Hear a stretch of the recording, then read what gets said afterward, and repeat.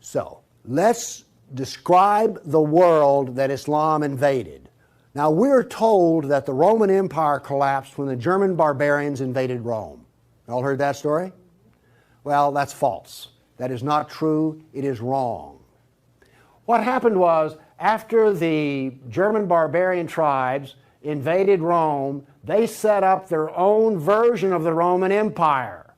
They retained classical culture. They spoke Roman. They hired Roman philosophers and Roman attorneys to teach their children and to run their schools. They came into the Roman Empire not to destroy the empire, but just to get the goods for themselves. The eastern part of the empire, so-called Byzantine Empire, is over here. Now this is after the German invasion. The important point is this: there was still a classical empire. It's not collapsed. Then, after the fall of Rome, the Byzantines gradually exerted their political influence till now this was the new form of the Roman Empire. This is the Byzantine Empire, and it is about to be invaded. This is the classical world that Islam invaded. Notice that the classical world is still up and running. It's critical to remember that. It was now weak, but it was still up and running. We're going to see what caused its collapse. Here we see in 25 years, 3 stages of development of the spread of Islam. This is 25 years' work.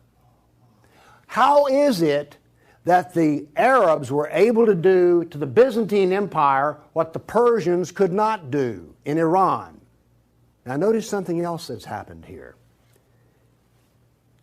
Egypt is the breadbasket of the Mediterranean. Syria, the heart of the intellectual world of the classical empire. In 25 years, the classical civilization lost its ability to feed itself and lost its biggest brain trust.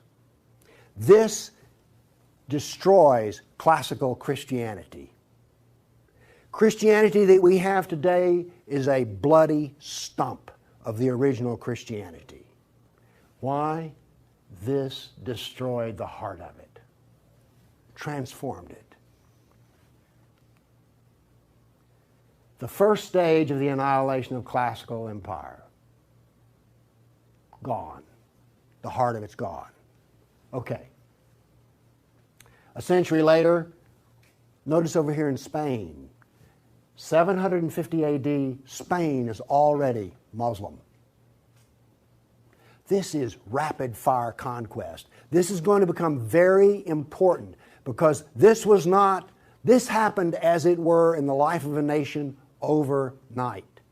This brutal assault is the key as to why we fear Islam. Now then, you're next going to see history that you've not heard before.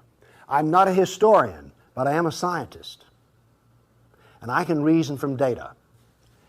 I knew, once I read the story of Muhammad, that I had been fed a pack of lies about what caused the Dark Ages. Roman barbarians didn't cause the Dark Ages. First off, why would these barbarians were Germans? These are the same people who made Germany. You're telling me they were too stupid to learn how to do Roman law and stuff? Of course not. They were very intelligent people. They didn't cause the collapse. But that's the classical theory. Islam always practices, where possible, economic warfare. Muhammad attacked caravans. This, economic warfare. I am an admirer of Islamic civilizational war methods. They're superior to everyone else's thinking in war. They use everything for war. By the way, this cuts down a lot on commerce. A brag. The Christians couldn't float a plank on the inland sea. What did this do?